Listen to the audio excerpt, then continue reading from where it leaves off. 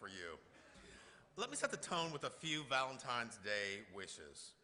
When you are lonely, I wish you love. When you are down, I wish you joy. When you are troubled, I wish you peace. When things are complicated, I wish you simple beauty. When things are chaotic, I wish you inner silence. When things look empty, I wish you hope. If you haven't already done so, please take a moment now to silence your cell phones. Thank you. A special thanks to Tom Wolfe for our pre-meeting musical interlude.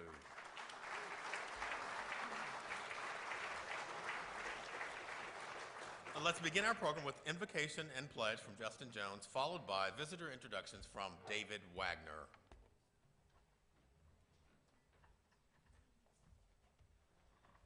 Good morning. Please bow your heads. Heavenly Father, guide us and teach us and strengthen us until we become the people you want us to be, people who are pure and gentle, truthful and high-minded, brave and able, courteous and generous, dutiful and useful. Amen. Please join me as we recite the pledge. I pledge allegiance to the flag of the United States of America and to the republic for which it stands, one nation under God, indivisible, with liberty and justice for all. You may be seated.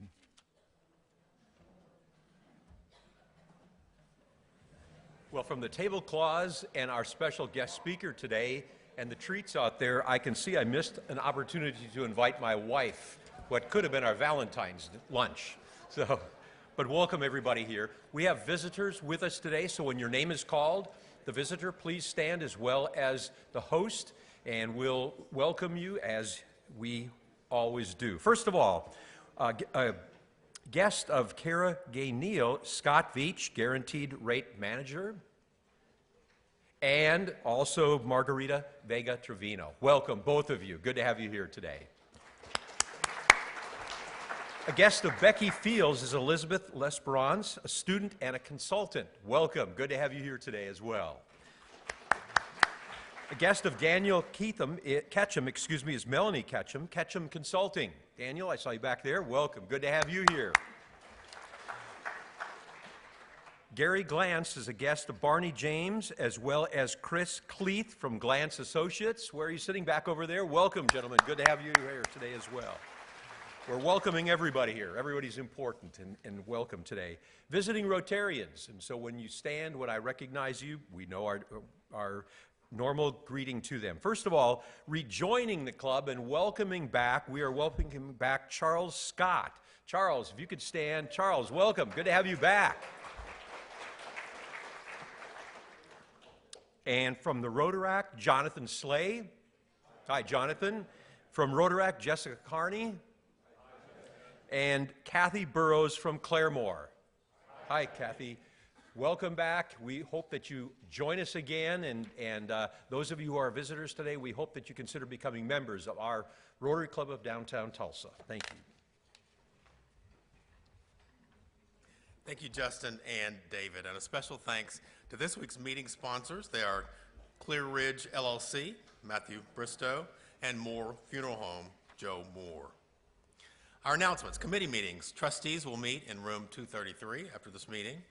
The Above and Beyond Committee will meet in room 234. Next Wednesday, cold case detective Gary Glantz will be our speaker. The Wall Street Journal calls Glantz the super sleuth, and with good reason.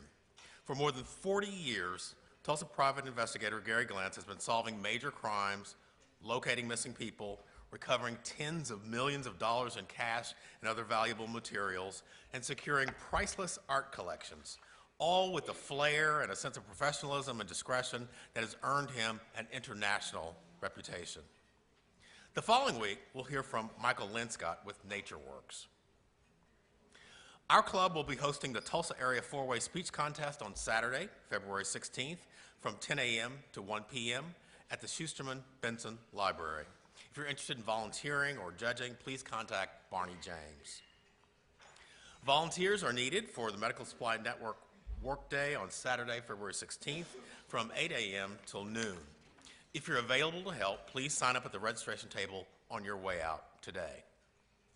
At this time, please help me welcome our esteemed Executive Director, Tina Miller, with a new member introduction.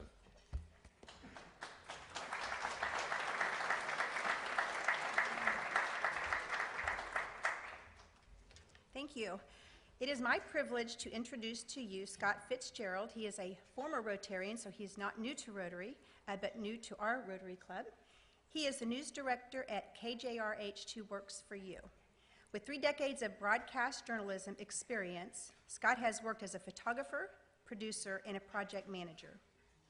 He has worked at television stations in Charlotte, San Diego, and Seattle before moving into news management, working for NBC News and CBS Sports in Miami, Florida. Throughout his career, he has covered 13 NASA shuttle missions, 7 major hurricanes, 5 Super Bowls, 4 national political campaigns, and 2 trials of the century. He is a 2-time Emmy Award winner and a 7-time Emmy nominee for Best Newscast, and has received 4 Addy Awards for Best Commercial Videos. A little known fact about Scott is he rode his motorcycle across the United States, making an 11,000-mile round trip solo. He is a husband, a dad, and a Wake Forest grad.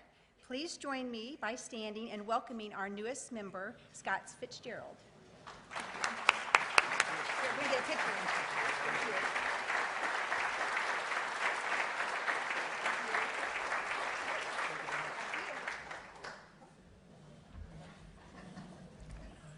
Thank you, Tina, and welcome, Scott.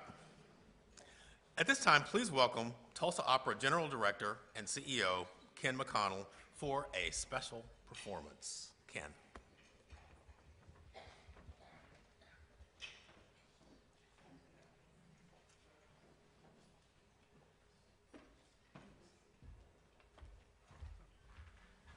Hannibal and fellow Rotarians, thank you for having us today.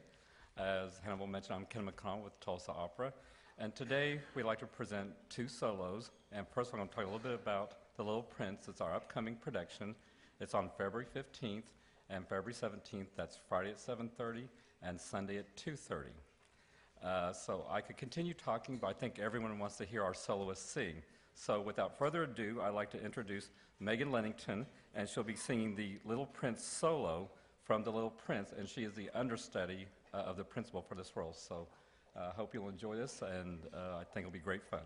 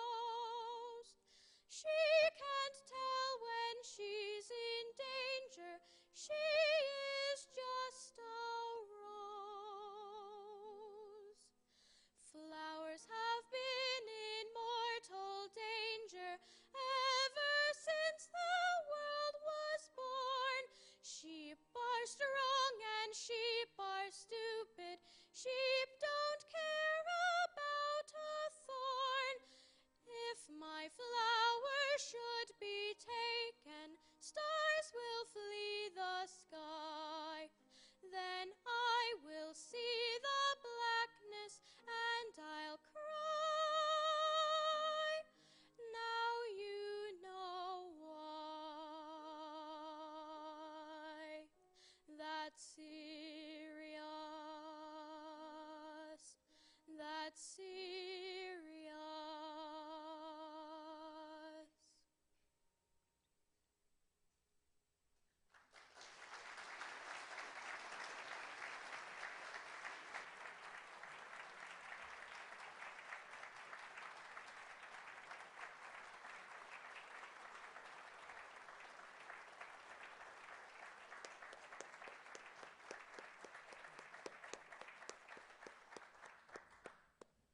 I forgot to mention the introduction that Megan is a proud member of our Tulsa Youth Opera, which is a program that is sponsored obviously by Tulsa Opera.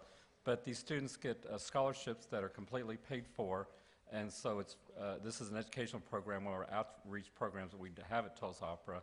And Megan is one of our rising stars, and so we expect great things from her in the future. So one day she'll probably be a principal on the main stage in probably about 10 years would be my guess. So great work, Megan.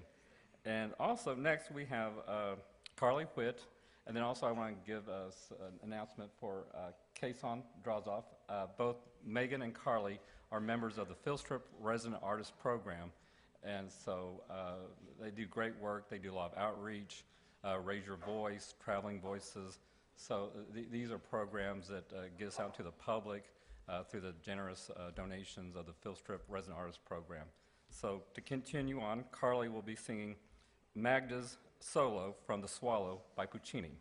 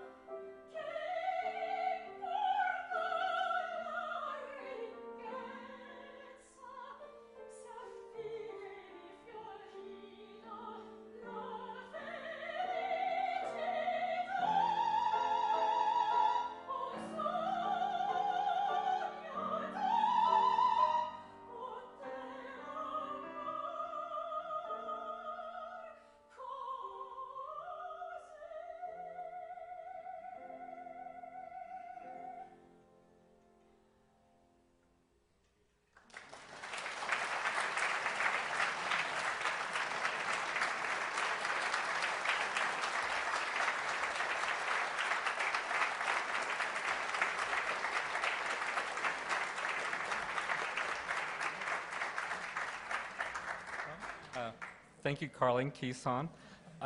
We have a few minutes for questions. If there's any that you'd like to ask the artist, Carly, Keeson, or Megan, we'll be glad to answer those. Or if you have questions of myself, I'll be glad to answer those as well. So, no questions? So, okay. Well, I'll just make it one more shameless plug then. We do have the little. Oh, there's Barbara to save me. I asked you that last night, Carly. I thought it was very interesting when you first decided to become an opera singer, classical voice. So tell us a little bit about that.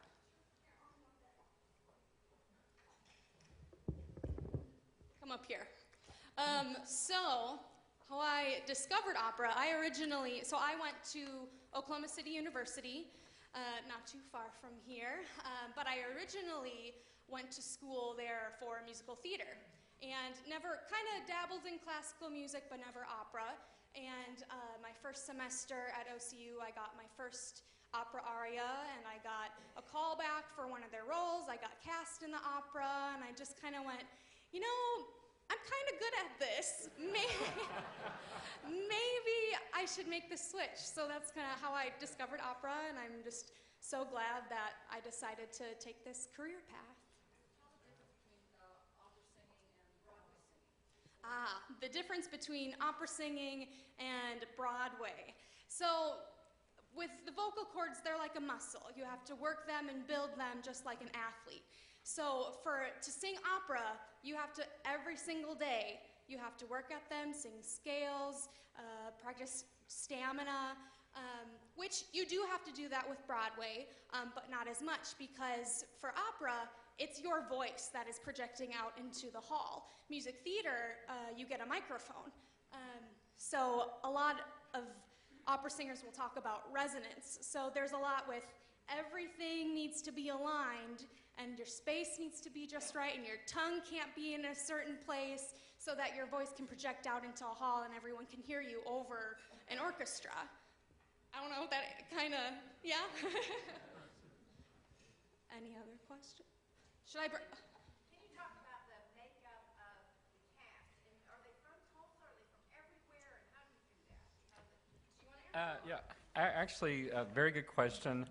We do have the Philstrip resident artists, which play a lot of the middle to primary roles. But quite honestly, we bring our artists in from all over the world. We have people coming in from France, Italy, anywhere from the United States. So, and we actually, for the Little Prince we have coming up, we have several people from South America, Colombia, and Ecuador. So really, opera is a very international art form, and we're bringing these international artists to Tulsa. And most of these artists that you'll see here in Tulsa, you'll see at the Met or the San Francisco Opera. So we're bringing Tier 1 opera performers to Tulsa. So it's really quite a treat. So you don't need to go to New York to see the opera. You can come to Tulsa and see the opera. So very excited about that. Does that answer the question? Oh, perfect. Absolutely. Fellow Rotarian Scott Philstrip, please.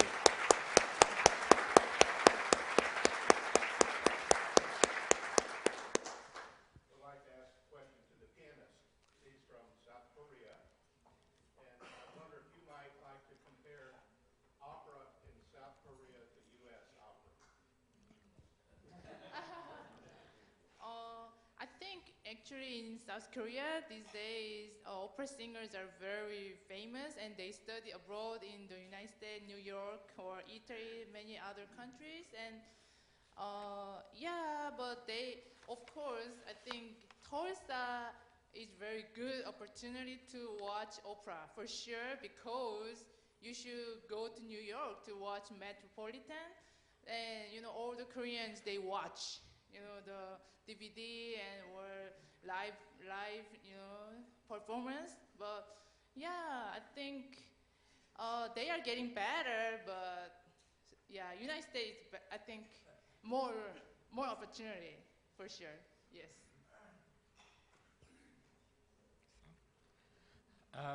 Any other questions? Well, thank you for having us.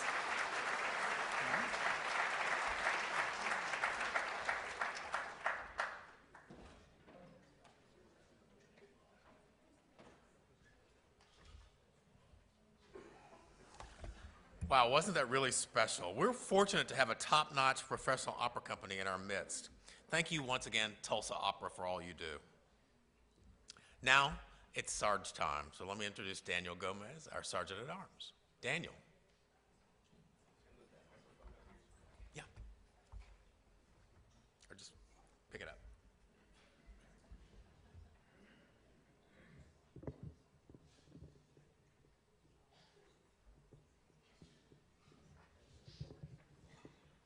I need the stand. I can't do things. Well, that performance was very timely. I've been handed this by our own Tim Caldwell. He actually is donating 2 tickets to the Little Prince for the show next Friday, February 15th. We're going to auction it off next week. I think Tim is going to throw in some other things to go along with this. Either I'll do it, or hopefully we can save you that burden, and Mr. Ed can help me out. I'll talk with him after this, but save your money, research the show. It's going to be great. These are terrific seats, by the way. Orchestra Row J, literally right there. So everybody, get ready for that. And thanks, Tim. We'll raise some money on this. We appreciate it.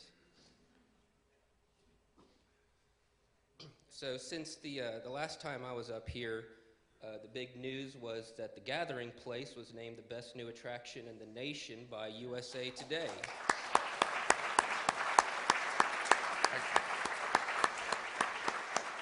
There's a blurb on the website. This was voted by the people. I know I voted several times. It's allowed, by the way. And there's a great description of it. Now, I know a lot of Rotarians played a big role in helping to bring this park together, either through funding, promotion, whatever it took. I want to highlight one special Rotarian who donated his talents, for sure. He's very excited, you can tell, for the news. I know this was played before, but I wasn't here, so I had to do it again. Thanks, thanks, Charles. Also, there's an expression, dance like nobody's watching. I just want it known that I can dance like this too, but only when nobody's watching. So. A lot of finds today. We also have something pretty special today. I'll get to that in a minute, but let's start with Roger donated $100 on behalf of Cox. He was in the news this week. Tulsa has become a gigabit city. That means that we now have, in the city of Tulsa, one of the fastest internet connections in the United States. Roger, he donated $100. That equals to a dime. Think about that, a dime for every gigabit of internet speed that Cox can now offer through Gigablast service in the Tulsa Metro. That's 1 gig equals 1,000 megabytes. He has a great quote. He compares internet connectivity and growth in the city with what the railroads were 100 years ago. So this is big news. Thanks, Roger. And here, of course, is...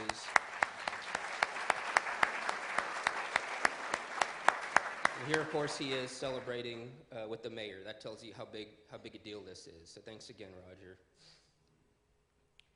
Tim Knoll, he sent me this too late for last week, but he hosted Business Visitation Day at We Be Trees. He donated $40. It's $5 for each pork chop he grilled on what appears to be a grill. I can't tell if it's a grill or an oil can.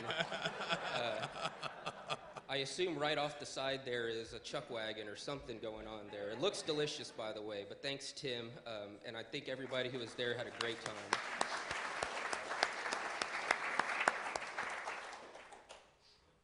All right, so we have some birthdays and a couple of wedding anniversaries, but today's pretty special. Our speaker from Glacier has donated 5 pretty huge chocolate bars, and we've decided that for luck of the draw, the birthdays and anniversaries today, I'm going to give you a candy bar. So you never know what's going to come up. So the first, of course, is Lynette Potter, $25. Her birthday was February 4th. Now, she says this picture is keto-friendly. I'm not sure what that means, but I assume it doesn't involve chocolate, but hopefully, Lynette, that you can break that just for this special. Happy birthday, Lynn. Thank you. Brenda, $100. She's donating. It's her birthday, or no, this is for a Rotary anniversary. 16 years in Rotary as of this month. She's donating it to the water well project in Nicaragua, and this picture is actually her in Nicaragua on a boat. Looks like a lot of fun. I'm pretty sure last time she was up here, she was also in an exotic location. So that's the life I want. But thank you, Brenda, and congratulations on the anniversary. Mike Rogers, $41 for his birthday on February, today actually. I saw Mike, there he is. Happy birthday, Mike. Thanks for the donation. He shared with me a pretty special story about this picture. This is them on New Year's, he and his family, and in the back is, I believe it's his neighbor, Imogene Stillwell. They call her Grandma Steely, and she's sort of been adopted by the family over several years. They adore her. She was supposed to be here today with him, but unfortunately couldn't be here. But you might ask him about the story. It's great. She's in her 90s. Full of energy, has had a pretty good life story. So talk to John about it. Thanks for the picture. This just shows you the love that they have. But thanks again, Mike, and happy birthday.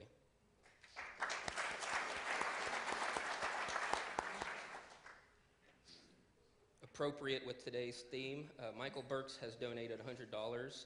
He and Dana are celebrating 26 years of marriage. So congratulations.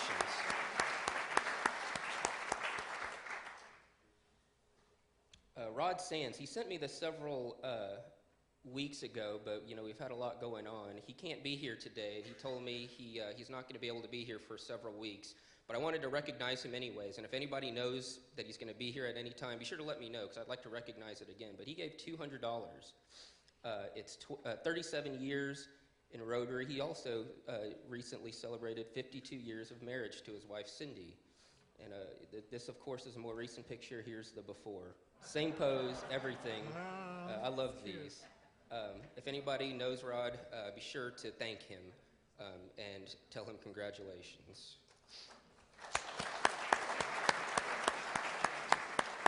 Now, finally, I hate to have to do this to you guys, but Bill has also donated a box of truffles. There are 12 in here, so a dozen truffles. These are like gold, I can tell you that. I didn't have time to talk to Mr. Ed before, so I'm going to auction these off. I was told that this can raise some money. This box I know is worth, I'm not sure, but it's pretty close to $50, I think. But let's see what we can do here. Anybody really, really want this for yourself, for your sweetheart? Oh, we got one back there. What's the bid back here? $20. $20. John? $50. Oh, $50. Anybody be 50? Oh, 200 from Jake. All right.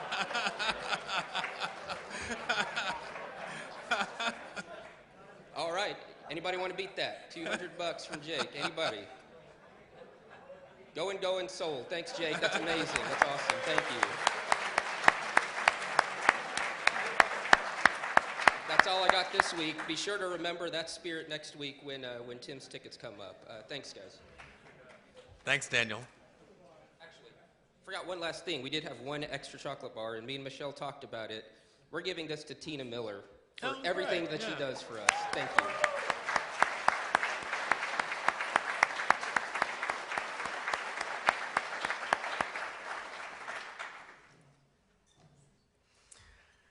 Our Rotarian of the day today is Byron Burke.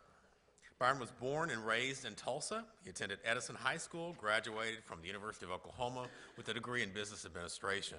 Upon graduation from OU, Byron spent 3 years working in the Tulsa County Assessor's Office before starting his own property tax consulting company in 1977.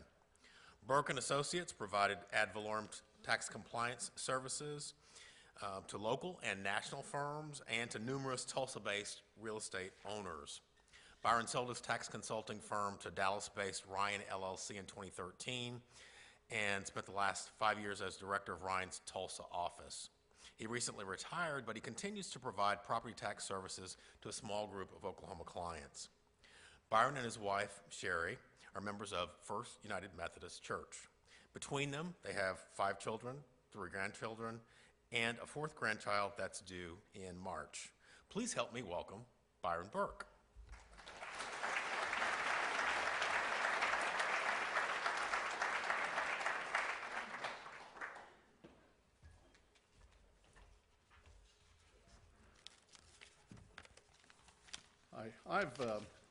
I'm very new to Rotary. I joined the Tulsa Rotary Club last May. I always intended to be a Rotary member. It just took me a lot longer than I ever anticipated to join this club.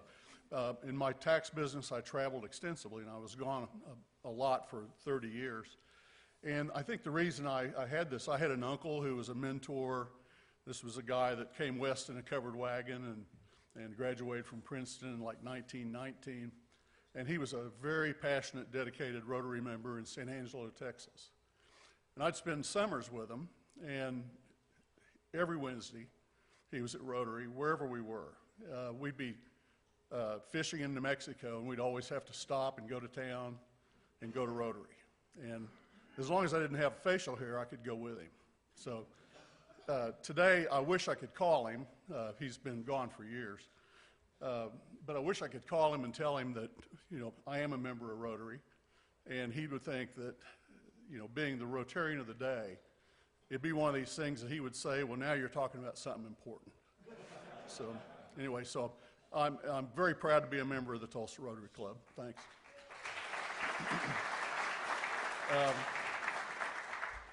Speaking of passion, today's speaker took his passion from a hobby to a passion to a business that he has passion for. I'm a big fan of his. I was married 6 months ago, and your products were a big part of my romance.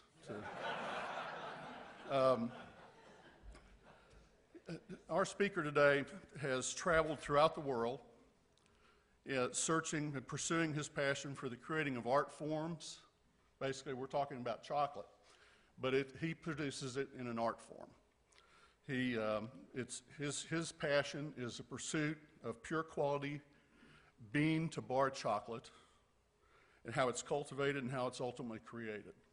So we're talking about a lot more than a sweet shop. This product that he produces is world class. In fact, Bill Copeland, his title is CCO. He is the Chief Chocolate Officer of Glacier Confections.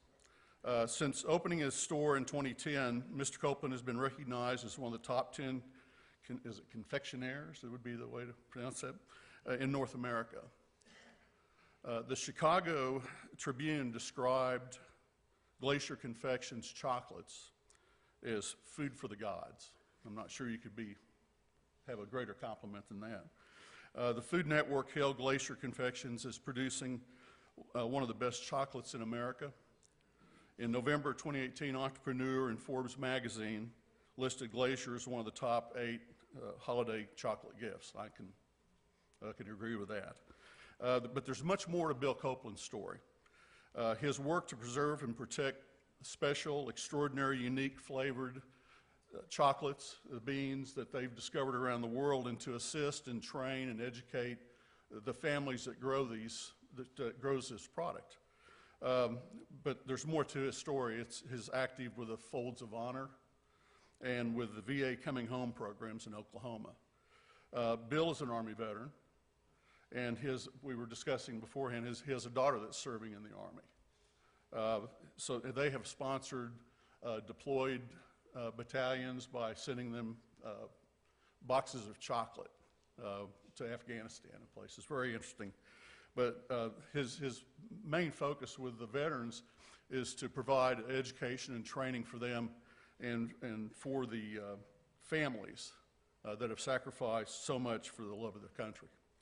I won't sugarcoat it anymore. I think we're going to have a sweet presentation. Please join me in welcoming Bill Copeland.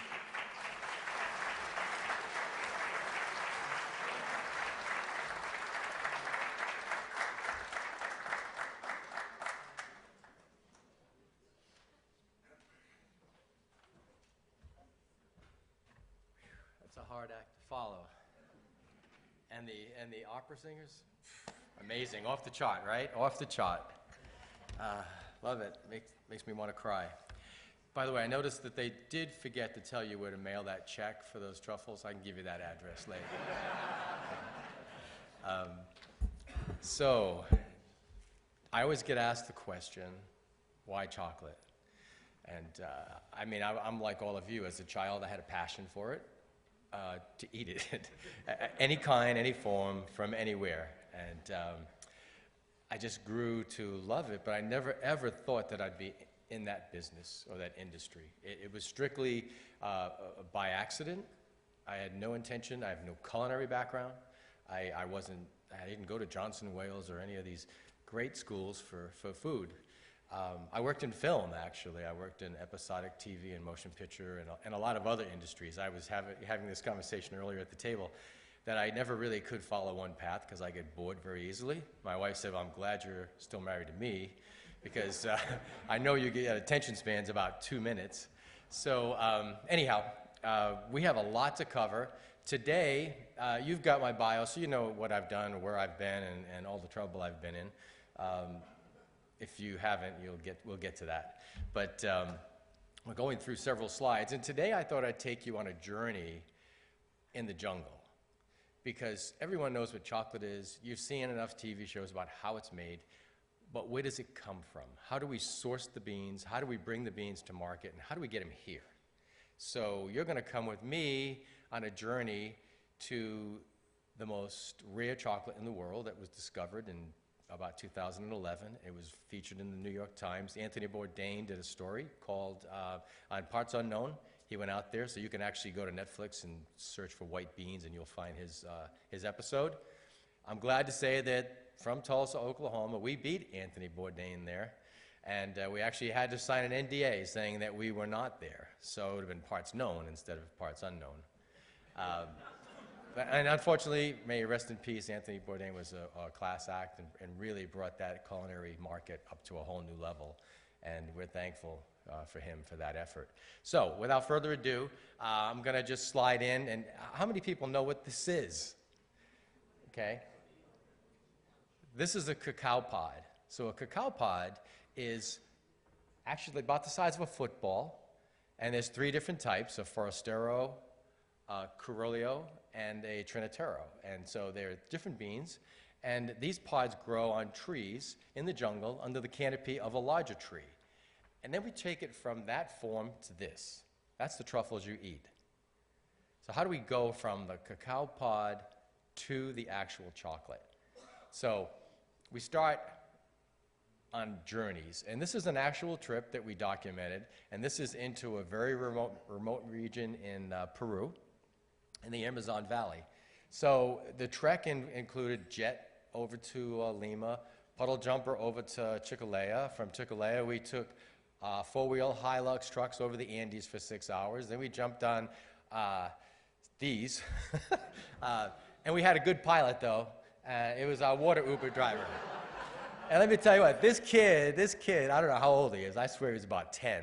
He's probably 35. He took that dugout. It looked like a jet ski on the water. I mean, it was pretty amazing. I was terrified the whole way because there's like piranhas in that water, you know. And this is a typical of the terrain we have to go through when we're out there. So, you know, we go into like a lush jungle from a meadow under the different trees. And then this is us, and I'm looking for snakes, obviously. How many people know the word fertile ants? Very dangerous, right? Well, and it actually was a Naked and Afraid episode. The producer was out scouting a location and got bit by one, and they had to get him medevaced out in 2 hours, and he survived, but he almost lost his leg, and they had to do transplants, all kinds of things because of the, I'm not going to get into it, but I don't want to get bit when I'm out there. Okay. So I usually have a stick, and I'm out there hitting the bush, but you never walk too crazy. But this is how I normally dress. You know, today I'm really decked out. But, you know, I wear like 3 layers of clothes when I'm in the jungle, and I use DEET. And it doesn't touch my skin, but that thing around my neck is a turtleneck. Then that's wrapped in DEET. The pants go in the boot, And usually I have some Kevlar someplace in case something does strike my leg. It may not bite through hopefully it won't bite through the boot. Because this is really crazy place. This is the jungle. This is the the Amazon or the rainforest, which I'll tell you about later. I'm taking off in April for that. That's another really cool story. But when we're there and we're at base camp, which I just showed you, we have open stoves with open roofs. There's no roof. It's wood-burning stoves, and they cook on those stoves. And so our host, which was Don Fortunato and his family, and here they are here.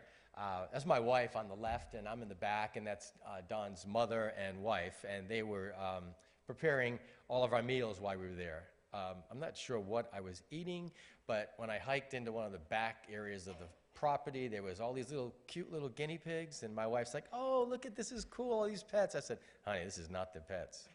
This is not the pets. Okay, this is dinner." So, and they have no electricity, no running water. And I consider them probably to be the richest people in the world. They're all about family. They love their environment.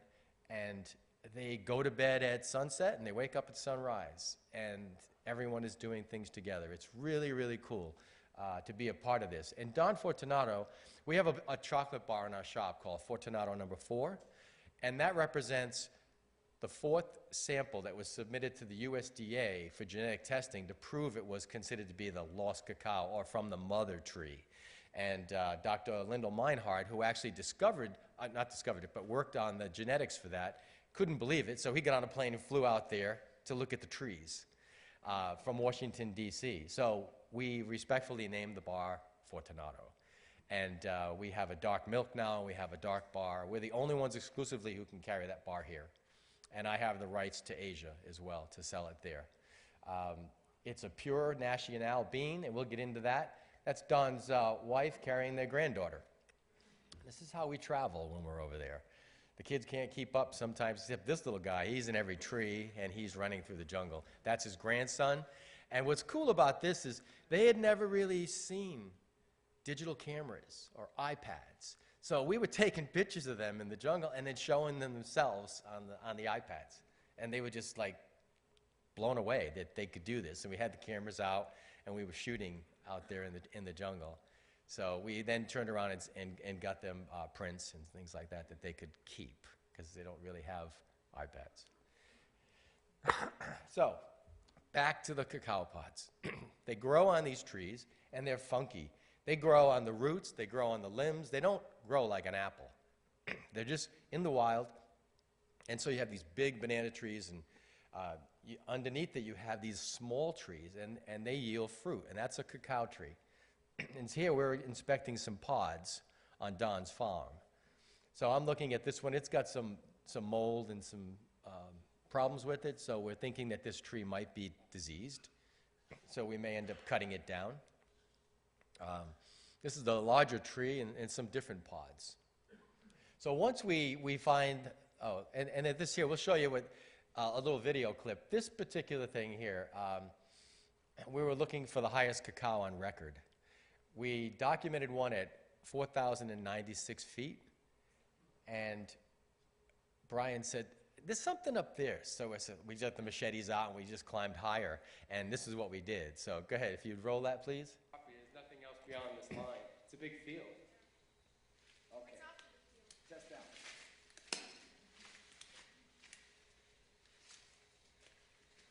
Yep, 4104. And I bet it'll go even a little higher. He's shouting numbers because I had my altimeter watch on, which I go everywhere with. So I knew exactly how high we were.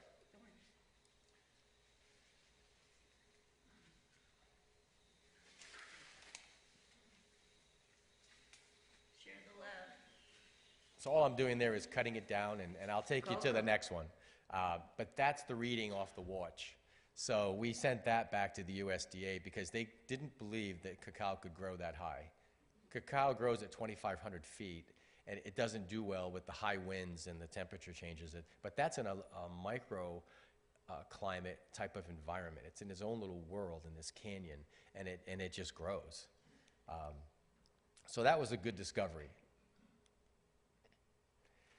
And this is what happens on a tree. So you get this little flower, And that flower, we then, if it's on the tree, great, but it then gets pollinated and you end up getting the actual cacao pod that grows. You cut it off by hand with a machete. But what we did here, because in this valley with this rare cacao, there really wasn't very many trees. So to save it, we decided to start a nursery program. And so out of the jungle, we cut this patch and built this nursery and then started these programs with these seedlings. That then they grow, and they grow very fast. Eventually they get to about this size, where we'll start moving them, and then we'll put them in the ground, and we end up with trees. And we strategically plant them, not in rows or anything, but just mix them in the terrain with the mango, the papaya, the coconut, the banana, the coffee. So the chocolate takes on those characteristics of the soil and those different flavors that are part of that. Does that make sense? So chocolate's a lot like wine. You get the same notes of fruit and nuts and things like that from the terroir that they're in. This is the family getting ready for harvest. All of these pods are taken off by hand because the trees are so fragile. So when you're dealing with high-level, expensive couverture, or chocolate, a fancy word for chocolate, you pay a premium because it's not mass-produced.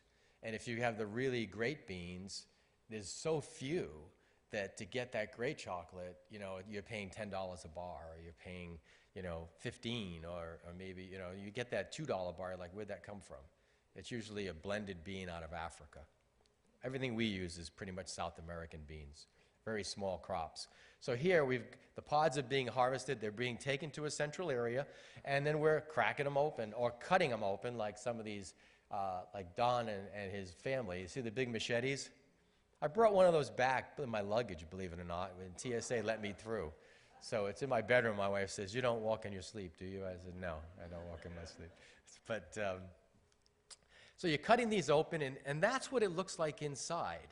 It's seeds or beans, and there's about 28 to 35 in a pod, and they have a white mucus membrane around them, and it's similar to like a honeydew. So you can actually suck on that while you're in the jungle. I think there's even, there's me doing it right there, actually.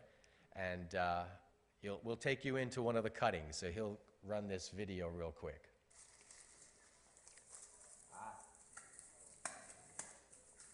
Perfect.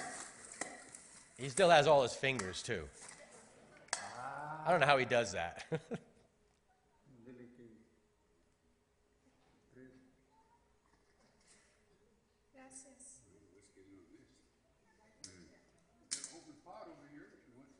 Sweet, no bitterness.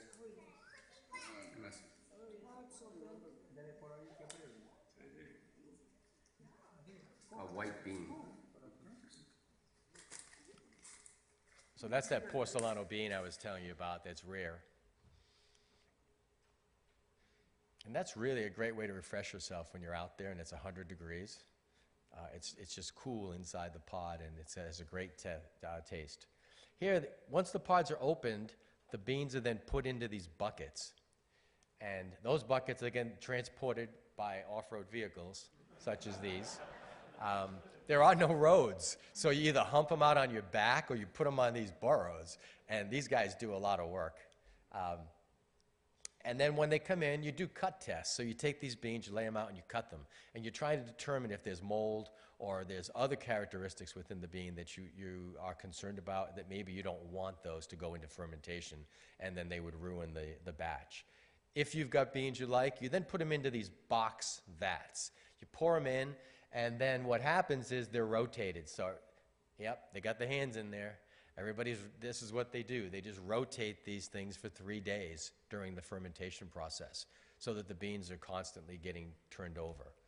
And after that, they're put onto these outdoor racks where they begin to dry. And we're looking for a very specific moisture content before we take those and sack them, because you don't want any mold or activity to go on in the bag when you're shipping them. So what's happening now, we're comfortable with these beans, and now what these people are doing is they're going through and they're sorting.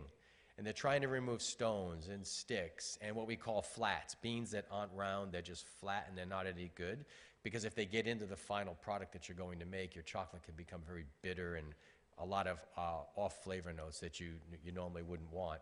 So here we're just looking at this and just sampling some of the beans for their quality. After that, they're sacked and then they're shipped out. What we did in this case was we actually produced chocolate from those beans.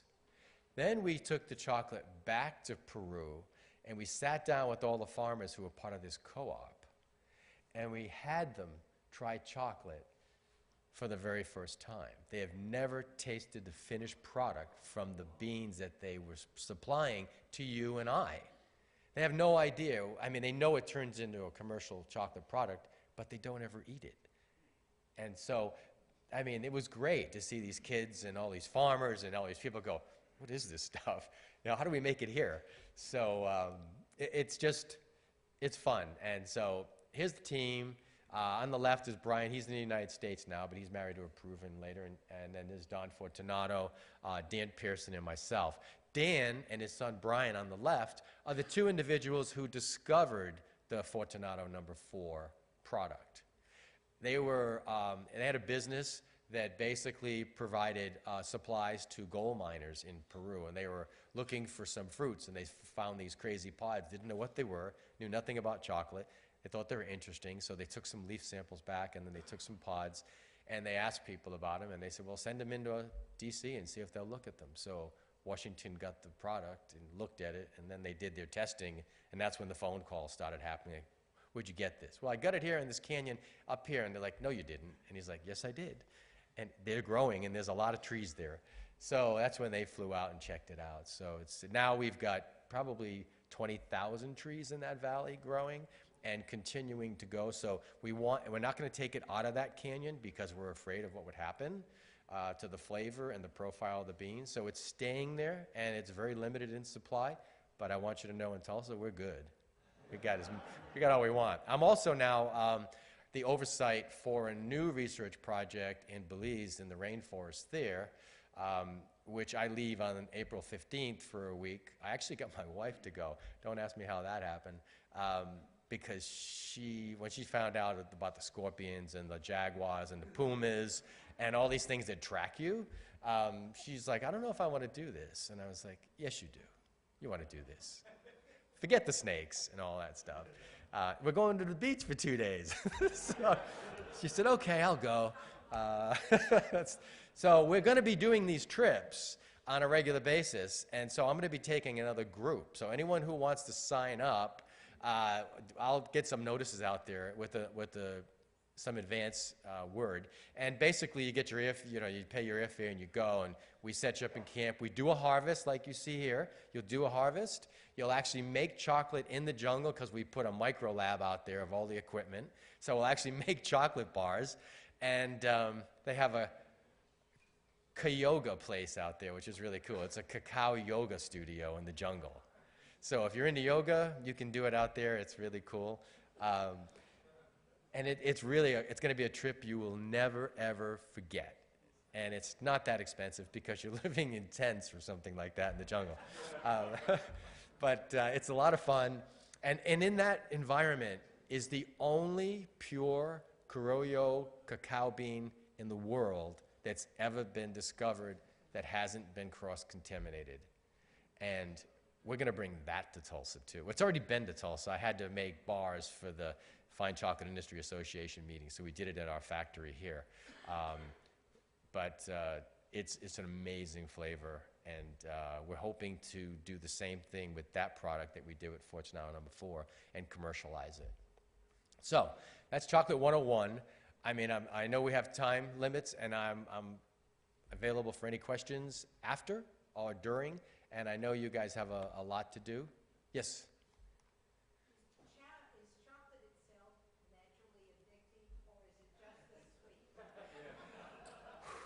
Well, I've been called a chocolate crack dealer.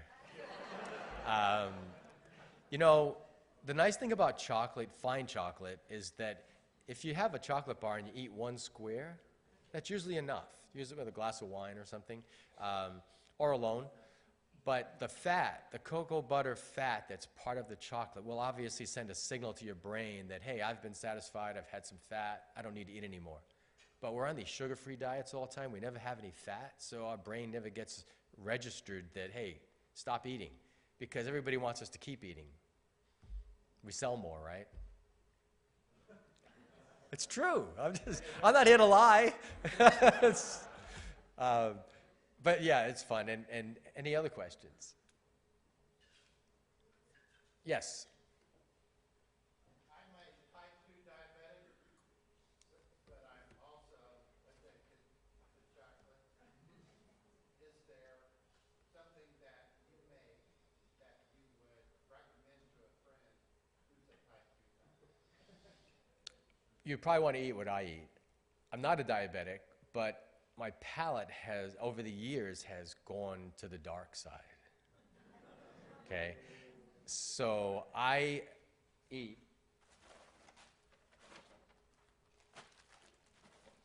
okay, and I know you're going to go, but you can come look at this. This is cacao powder. This is cacao nibs, which come from the bean. You're welcome to pick those up and look at them. This is the actual bean, roasted, and you can eat that. And then this is chocolate you guys can eat, too. So it goes from that bean to this, okay? What you want is either, if you don't want maltitol or some other ingredient that's, a sugar substitute, eat 100% cacao. And you will be, or eat the nibs or eat the beans. There's no sugar. It's just cocoa butter, cocoa mass. That's it. I'll answer any other questions after. I know you guys have a program, but Leanne was just...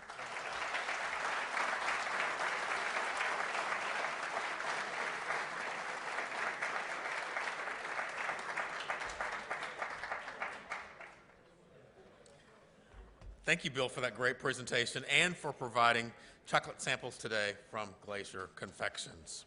A book recognizing today's program will be presented to our partner in education school, Celia Clinton Elementary, and this week's book is Happy Valentine's Day, Curious George. So let's not lose sight of that grand Rotary International vision. Together we see a world where people unite and take action to create lasting change across the globe, in our communities, and in ourselves. And with that, we are adjourned.